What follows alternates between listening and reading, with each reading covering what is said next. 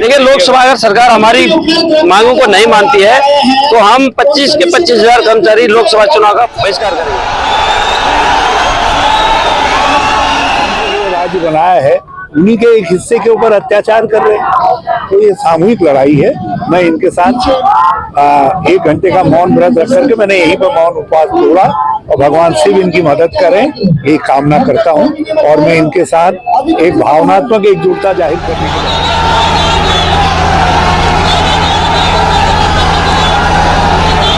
सड़कों पर है। आज आपका समर्थन मिला, 1 घंटा आप उपवास पर भी रहे। क्या लगता है कि सरकार क्यों इनकी अनदेखी कर रही है? काफी लंबे समय से मांग कर रहे हैं।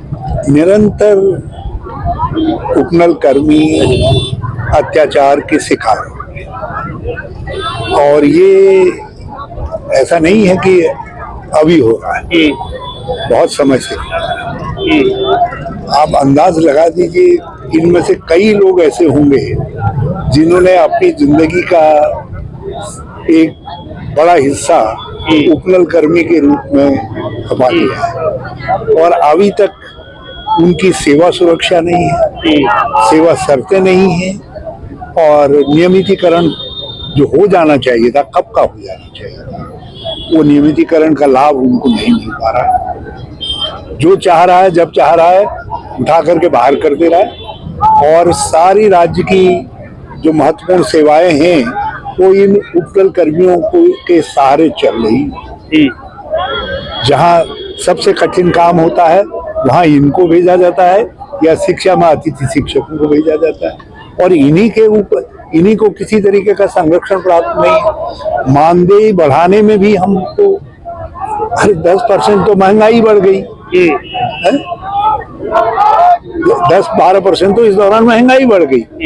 तो तुम 10% महंगा उनका जो है मानदेय बढ़ा करके कौन सा उनके ऊपर एहसान कर रहे हो, कौन सा एहसान कर रहे हो? तो ये जो इनकी आवाज है, मैं एक अभिभावक के नाते बहुत दुखी हूँ। और हमने 2016 में इनके नियमितीकरण के लिए जो योजना बनाई थी, और आज भी वो योजना मौजूद है, दिल्ली में लागू हो गई, हरियाणा ने लागू किया उसको, और उत्तराखंड के अंदर उसको लागू नहीं कर रहे हैं। हाई कोर्ट ने इनको एक मौका दिया, अवसर दिया, इनकी सेवाओं को जो है नियमित करने का। हाई कोर्ट के निर्णय का फायदा नहीं उठाया राज्य सरकार ने, उसके खिलाफ SLP में आप सुप्रीम कोर्ट में चले गए। तो ये सब चीजें हैं जिससे मैं ये कहना चाहता हूँ पूरे राज्य के को इस बात को समझना चाहिए कि किसी पार्टी का मामला नहीं है। हम सब लोग मिलजुल करके अपने बच्चे जिनके ऊपर भविष्य है हमारा, जिनके लिए राज्य बनाया है, उन्हीं के एक हिस्से के ऊपर अत्याचार कर रहे हैं। तो ये सामूहिक लड़ाई है। मैं इनके साथ 1 घंटे का मौन व्रत रख करके मैंने यहीं पर मौन उपवास तोड़ा और भगवान शिव इनकी मदद करें ये कामना करता हूं। और मैं इनके साथ एक भावनात्मक एकजुटता जाहिर करने के लिए आया हूं। जैसे मैं आमतौर पर मंत्री के घर मार्च में भाग शरीक होने नहीं जाता, मुख्यमंत्री के घर होता तो मैं जाता, लेकिन मंत्री के वहां नहीं जाऊंगा, लेकिन अपनी एकजुटता जरूर उनके साथ मैं जाहिर करूंगा। हमारी प्रमुख मांगे हैं, एक तो SLP वापस हो, हम जिन पदों पर लगे हैं उनको सरकार अधिसंख्यक घोषित करे, हमारी जो अकस्मात मृत्यु हो जाती है किसी कर्मचारी की, मृतक आश्रम में नौकरी मिले और उचित मुआवजा मिले। हमारा जो सुशीला तिवारी मेडिकल कॉलेज में हड़ताल के दौरान का जो मानदेय रुका है उसको मानदेय मिले।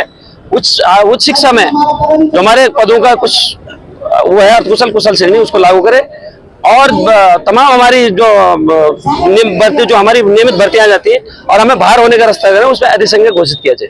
देखिए, लोकसभा अगर सरकार हमारी मांगों को नहीं मानती है तो हम 25 के 25,000 कर्मचारी लोकसभा चुनाव का बहिष्कार करेंगे।